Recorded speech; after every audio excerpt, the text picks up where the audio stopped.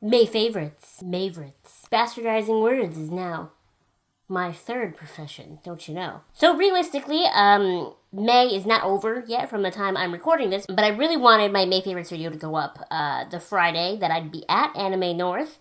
So that's what's happening here, and that's basically the end of the month anyway. So I basically know what I loved in May at that point. There's like, a couple days left. It's all good. May's been a really fun month for me. I got to go to Gen Beauty, and then, of course, this weekend is Anime North, which I'll probably talk about more next month. But yeah, Gen Beauty was so much fun. If you want to know more about that, you can check out my sort of Gen Beauty haul experiences video. I will link it down below. And then beyond Gen Beauty, I've had a lot of stuff to do at my IRL job. I've done a lot of, I haven't really done a lot of Netflix watching, but I did discover a series on Netflix. My sister's boyfriend actually told me about it. It's called Warrior Women. And there's only 5 episodes, and so each episode is about an hour long, and it focuses on a really badass lady in history. So the first one is Joan of Arc, second one is Grace O'Malley, third one is Boudica, fourth one is Lozin, and the fifth one is Mulan. So it's a really fun series, and it's hosted by Lucy Lawless. Doesn't that just sound like everything I ever would love in one thing? Like, it's called Warrior Women. It's about badass ladies, hosted by Lucy Lawless. Nothing could make that better. Nothing could make that better. So if you haven't seen that, it is on Netflix, so make sure you check it out. Beyond that, I don't really have anything media-y to talk about, and I made a whole video on Gen Beauty, so beyond that, I don't really have anything to talk about other than stuff.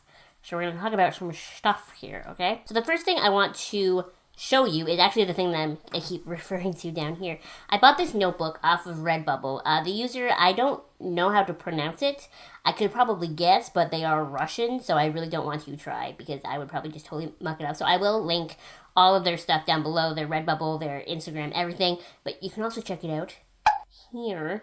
And on this person's Redbubble, they do a lot of really great vector, like, patterns. There's a coffee-themed one, there's, like, a dessert-themed one, and this is the makeup-themed one. And on Redbubble, you can pick a design and then pick sort of what you want it on, right? So you can pick, like, pants, or, like, a shirt, or, like, a scarf, or a skirt, or, like, a wall print, or a notebook. The old notebook that I had for jotting down all my, like, vlog stuff was alright. I bought it at, like, Chapters or something. But it didn't have a spiral binding, and I really like that so that I could, like, open it like this. And this being like makeup themed on the front just fits my channel and me so well. And like the paper in it is actually pretty nice.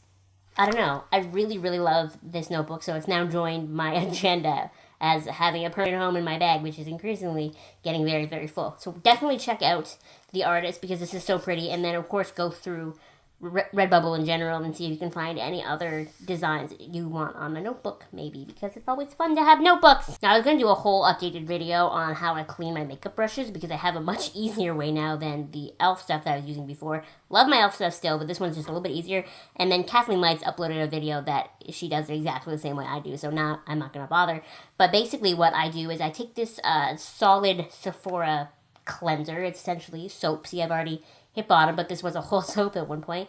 And basically what you do is you run your brush under some like warm water, so you get it wet, you roll it around in here, and then the other side has this little thing with all these nubbins on it, and you rub it all in there, and it gets really soapy and really lathered, and then you just rinse it out, and your brush is as good as new. It's that easy. So I will link Kathleen's video down below if you want to see it. She uses the Beauty Blender brand soap in that video, but that is so not necessary. That soap is so expensive. Whereas this Sephora collection one, I think I've had it for 2 months now, and it cost me $10, and I still have a fair amount left, and then I don't mind spending another $10 whenever this runs out to get a new one, you know? And they have a bigger size, which I think is $15 or $20, and it was just out of stock when I bought it, you know what I mean? So I would have got that one, but yeah, definitely go with the Sephora collection one and not the Beauty Blender one because that's expensive, and you don't need to be spending that much money when this one works just as well. So this is the Sephora Collection Mini Solid Brush Cleaner.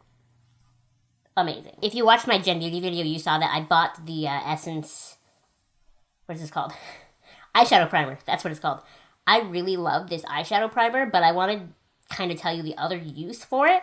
I've been feeling lately like my under eye concealer fades away just magically by itself. Some days I look in the mirror halfway through the day and my under eye concealer is mostly just worn away. So what I do with this eyeshadow primer is my skin is all primed and everything, and I'm ready for foundation, but I'll use this first, and I kind of panda it all the way around my eyes, and then I put my foundation on, kind of keep it away from my under eyes as best as I can, and then I use my concealer, and it just lasts so much better with this underneath. I'm really not a big fan of expensive eyeshadow primers because I think there's a lot of great ones at the drugstore.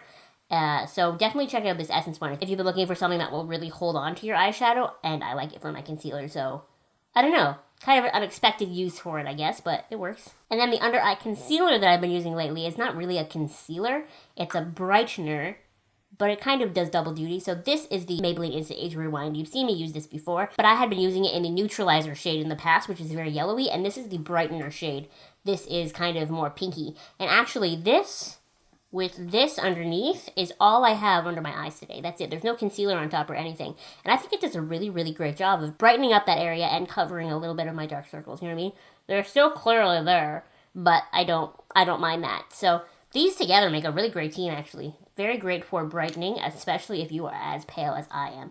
I don't know if I would put these together for anyone darker than me. They might be a little bit too pink, but on me, it's fine. I have 2 products that have reviews on my channel that I want to mention because I love them, but I'm just going to mention them kind of quickly so that I'm not wasting your time. You can just watch those videos instead. So this is the Maybelline Lash Sensational Mascara. I think the review for this one went up just a couple of weeks ago, so I will link that below, but I really like this mascara. It is the mascara that I'm wearing today. So nice. So nice. What a great drugstore mascara.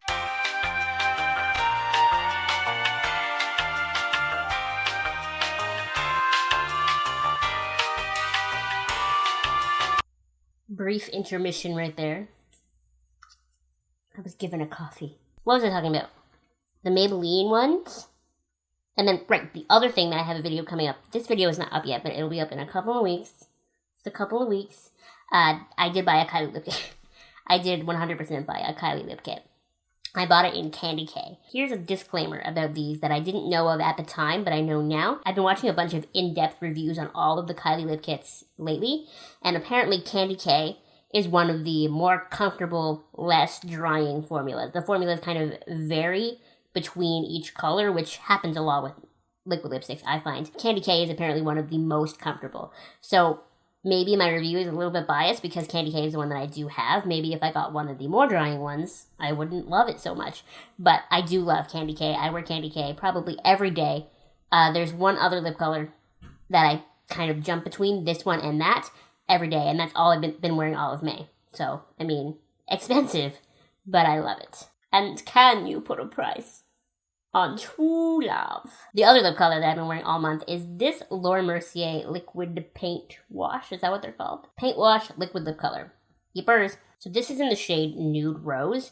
And it's just like, what I love about the Laura Mercier paint wash liquid lipsticks, whatever they're called, is they're not a matte finish. They're like a demi-matte finish, and they definitely go on very glossy when you first put them on, and then they kind of dry down, but they're never dry.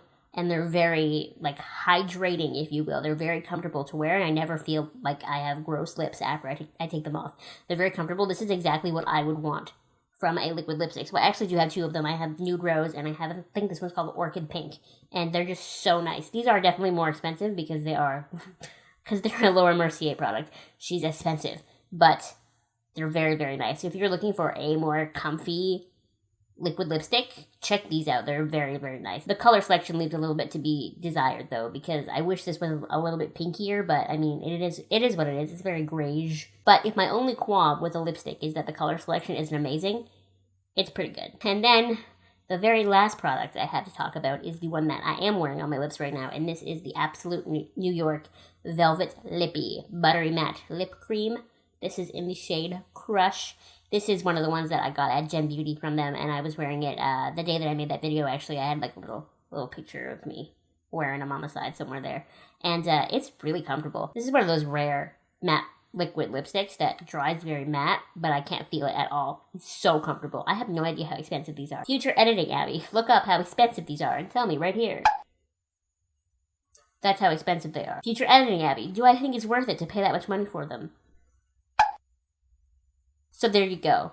But as of now, with this being my free Velvet Matte Lippy, I will love it.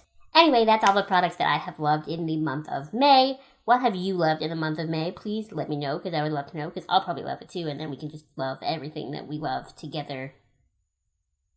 Thank you so much for watching. Make sure you give this video a thumbs up and you subscribe to my channel. If you have any questions or ideas for future videos, please feel free to let me know because I would love to make that for you. Again, thank you so much for watching and I'll see you next time. Bye!